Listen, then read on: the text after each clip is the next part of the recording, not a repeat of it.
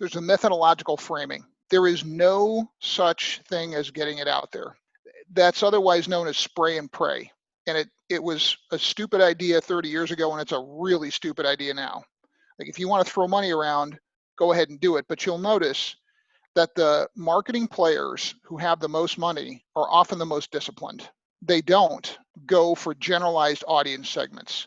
They don't hang out in the refuge of the intellectually lazy, which is, I'm just going to get it out there. There's nobody out there to get it to. There's 330 million people in the country, but they're all super busy and distracted, and they have very short attention spans for you. Marketing is finding the smallest possible viable audience and super engaging and super delighting them. In other words, for us as businesses, can we provide value to the 97% of our prospects who are not ready to buy right now, so that we stay on their radar relatively constantly, so when they decide they are ready to buy, we're top of mind.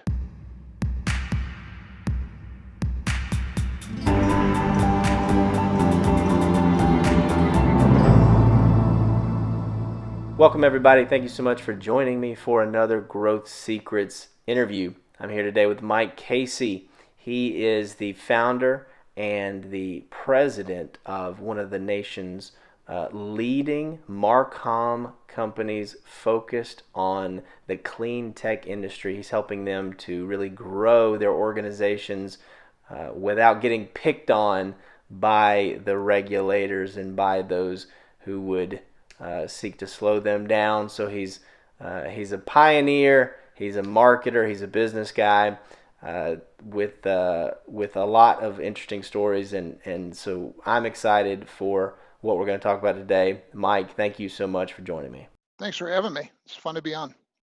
Awesome. So tell us a little bit about Tigercomm. Tell us about your background and what got you to this point in your career. So our firm is the leading firm that specializes in helping what we call clean economy companies, solar, wind, battery storage, but also PACE financing and green consumer products. And our job is to help these companies be successful disruptors. Essentially, their problem is they have disruptor challenges with disruptor budgets. And as many people listening to you know, when you are a disruptor, you have big needs and you have smaller budgets. So really the premium that we put on here is programmatic efficiency. And our job is basically to help you understand where you want to go, define it with as much precision as possible, identify the people, not the types of people, but the actual specific people who are going to give it to you. And then what are the three most important things you need to say that hangs together in an overall message, and then determine how best to deliver it. Most importantly, I would say what we spend most of our time doing is helping our clients understand what about them is of interest, if you will, what about them is attention worthy for the people they're trying to reach. And typically, this will come out in, this will express itself through inbound strategies. And really, I think that's the opportunity for a lot of your listeners in our conversation today is I can bring some assistance to small firm inbound strategy, since we operate one and I'm running one myself. That's excellent. So the question that I like to ask in each of these interviews is because I think this is the primary job of an entrepreneur. It is, what is the problem that you really solve in the marketplace? And I know you talk about this, but because I'm very interested in and what I'm always advising my clients and the folks who watch these interviews to really understand is, what is the problem that you solve, but specifically in the way that your clients and that your audience is thinking about it, right? Is it that we're trying to grow the business, but we don't know something, right? Or we don't know how to do something, or we're too busy in this area, right? Like what starting from there and then zooming in to the specific problem and the application for the solution. Yeah, it's a good question.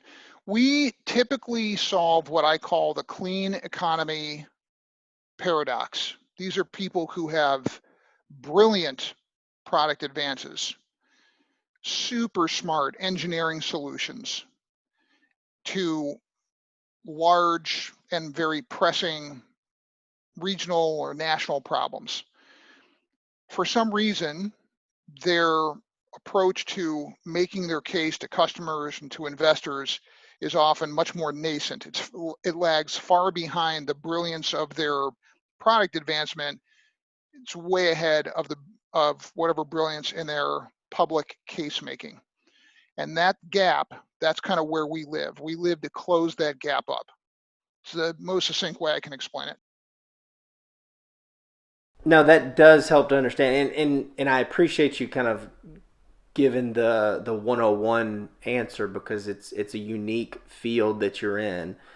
Do you find that you are able to provide like I guess that niche level of experience or that niche experience that's not that easy to source in other places? Is that what you feel like kind of gives you an advantage when it comes to helping and acquiring new customers?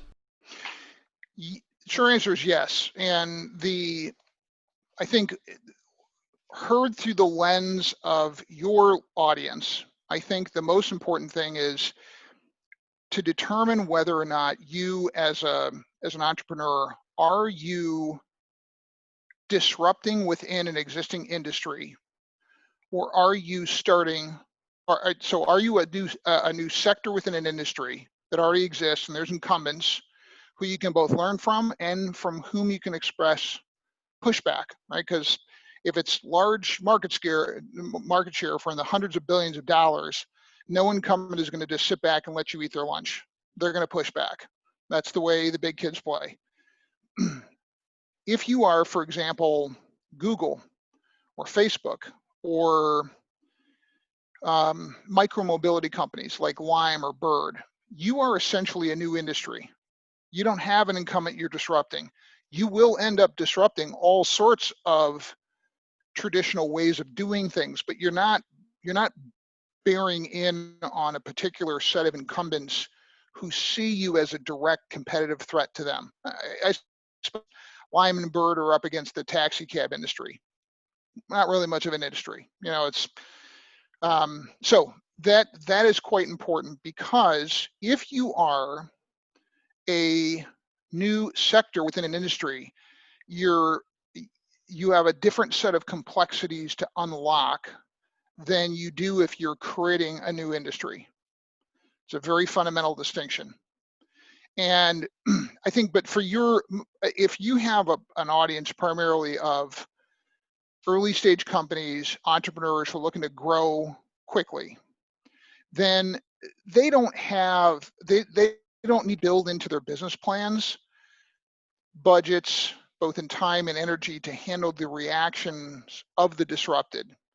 They just need to execute well. And when it comes to my neck of the woods, executing well means, how do you go communicate with prospective customers?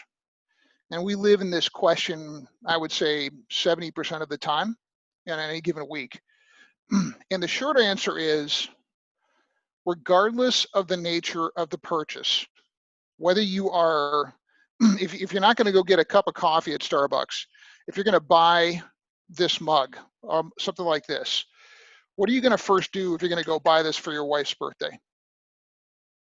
First thing you're going to do Before I buy it or after I buy it? before you said, hey, I'm going to go shopping for my wife's birthday, and you're thinking about this, what are you going to do? Well, given the way my nature, I'm gonna probably go and look through the existing inventory of pretty coffee cups and see which ones are missing. I'm then gonna go. I'm probably gonna Google it, right? I'm gonna try to find out where it is on the internet, right? What options there are, what Instagram is telling young ladies that they should be drinking out of. Um, and So if I can, let me stop you there. So you just articulated the relatively new early part of the customer journey. and it applies whether or not we have a $30 consumer purchase or you're going to decide on who's going to build you a highway and anything in between. So more and more of the purchase decision for any product outside, we'll call it an impulse purchase, a commoditized purchase, is happening through online search and content first. There is literature, academic literature in the marketing space that says that for B2B purchases, generally speaking, this will go up to 60% of the purchase decision. So by the time you are taking or making contact as a buyer, if you're going to take or make contact from the seller, you're 60% of the way through your buying decision. So for the folks who listen to your show, my biggest piece of advice is do not forfeit that 60%. Now for us, most of our folks are selling B2B industrial services or industrial products. And there's no, you don't buy wind farms with a click of a mouse. You don't have a point of purchase website. So, and the sales lead time is long, many months or several years, no matter. Let's assume that even for those really big purchases, let's take 60% down to 25%. The question then is, an entrepreneur, are you comfortable? Are you okay with leaving the first 25% of the purchase decision as a jump ball that you're not going to jump for? Why would you do that? That's crazy. And that early stage purchase decision component is what effective inbound marketing can help you with. At any given time, 3% of my prospects or your prospects are ready to buy. The other 97% are not ready to buy. And because we're spending an average of 5.7 hours a day on these devices, we're bombarded with 15,000 messages plus a day, and our attention spans have averaged down south of 7 seconds. We cannot rely on interruption-based forms of marketing anymore. We have to provide value and make our websites, our social channels sticky for the buyers who aren't ready to talk or hear from us yet. That's our fundamental job. So, Mike, you're speaking my language. I was kind of, from a professional standpoint, kind of raised in like the HubSpot inbound marketing methodology, just boot camp and runway and all of those things. And so we're definitely on the same page. And to give even more, I guess to just add to that even more for our audience. Whether, and I would totally agree, if you're selling, multi-million-dollar investments in, say, like a wind farm, or even on the less extreme side, let's say, large real estate transaction, investments, these types of products that you think to yourself, well, people aren't going to go and they're not going to click and buy that. Of course not, right? But you're absolutely right in that it some level and some component of the buying, the research, the decision-making process is going to happen on the internet.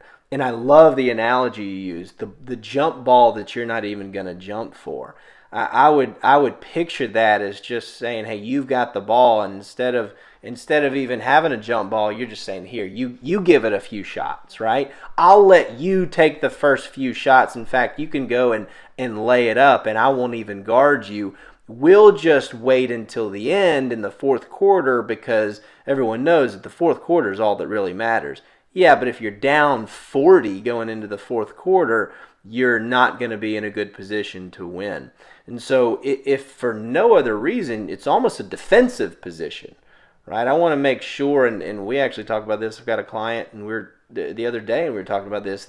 We have a component, a piece of their marketing investment that we're just calling the defensive marketing, making sure that their competitors aren't optimizing for the things that we should own, even if they're not necessarily our highest ROI. In this particular instance, it's a cost per click. It's a Google Ads campaign.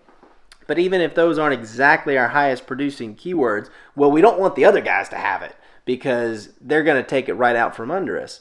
And so these are considerations that you really do want to think about. So I really like the way you visualize that, and I'm completely on like the same wavelength with you on this. To transition a little bit, one thing that I always ask people about, and I'm excited about where this is going to go, right? Because you're a marketing thought leader. You're deep in this space. I always want to know how my guests are getting new customers, and it's actually really interesting. So I'm another reason I'm interested to hear your answer is a lot of folks are in the marketing space. They have the cobbler's children with no shoes thing. That's where I learned that what I call a really dangerous fallacy. So, and just by you being on here, I know that that's not the case with you guys. But what's your growth system look like? Is there a particular channel, a particular platform that you spend a lot of time on, or a particular approach that you take to generate traffic, leads, customers? So I'll give the answer in three parts. There's a methodological framing, and it comes from a mentor of mine in graduate school far longer ago than I would like to admit, but his name was Lyle Barker. He was chief of information for the U.S. Army after the Vietnam War. Faith in the military is at a low point in the country. He took over, and Be All You Can Be was his brainchild. You're too young to remember that, but perhaps folks listening to you who are my age will remember that. But anyway, long story short, he helped turned around in no small measure the prestige of the U.S. military with the public. And he taught us, and this is 30 plus years ago, there is no such thing as getting it out there. That's otherwise known as spray and pray. And it was a stupid idea 30 years ago, and it's a really stupid idea now. Like, if you want to throw money around, go ahead and do it. But you'll notice that the marketing players who have the most money are often the most disciplined.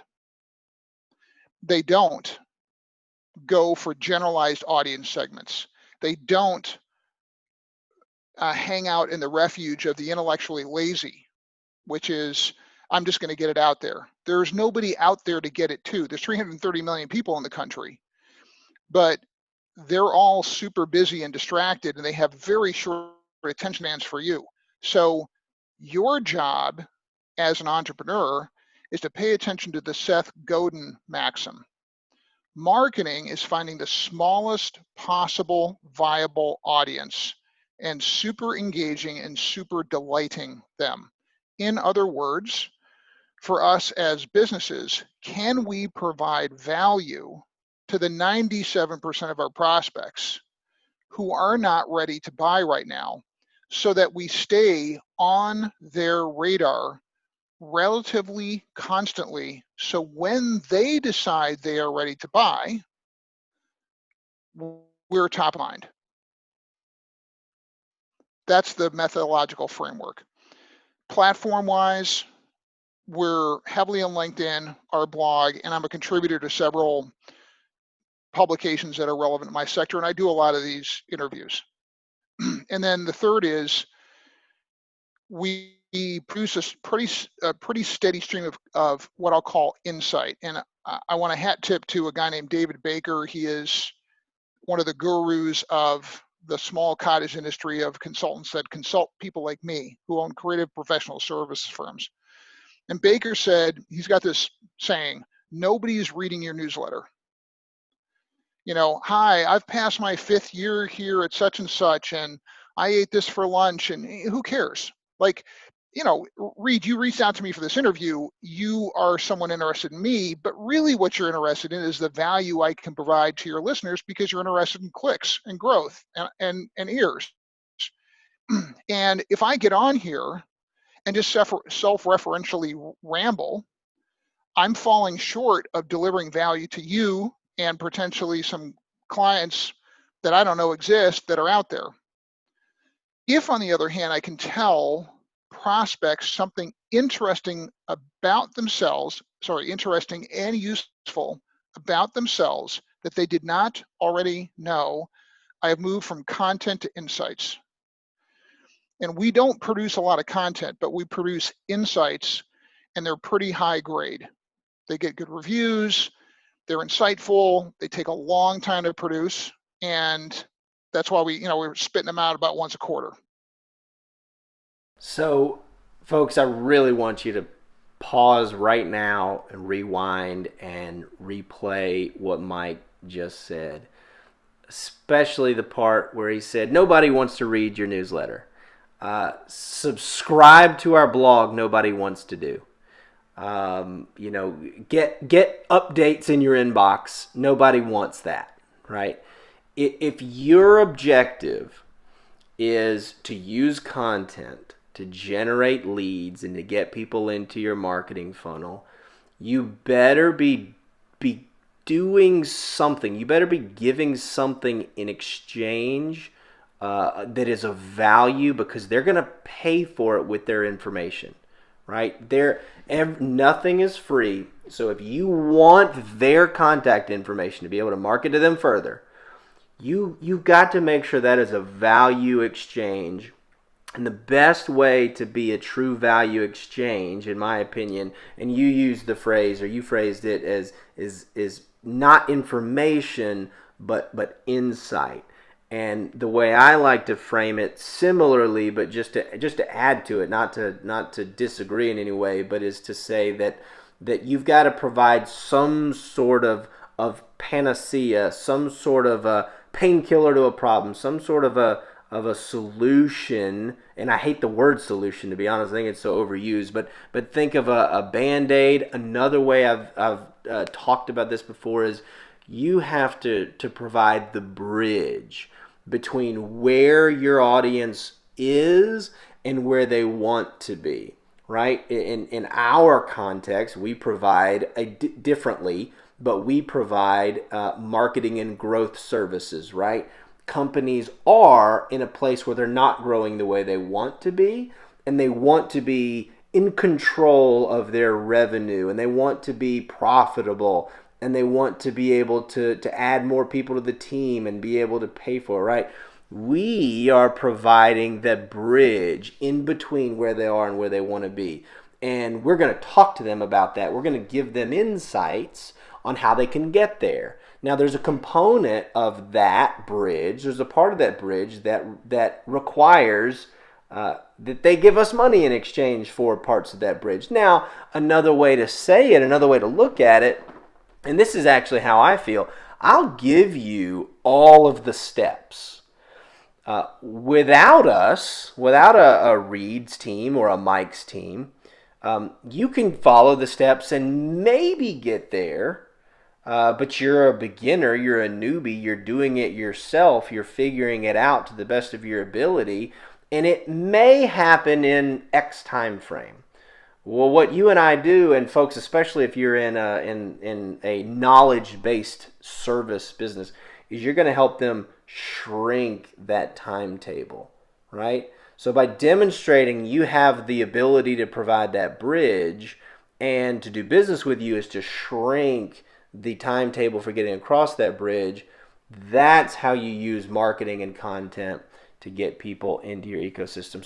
So Mike, I'm terribly sorry for taking the spotlight away and getting on my soapbox, but you just hit a point that I just think is so important. And if people learn anything from this, it's that right there, is that you can't just get it out there, because nobody cares unless you tell them why they need to care.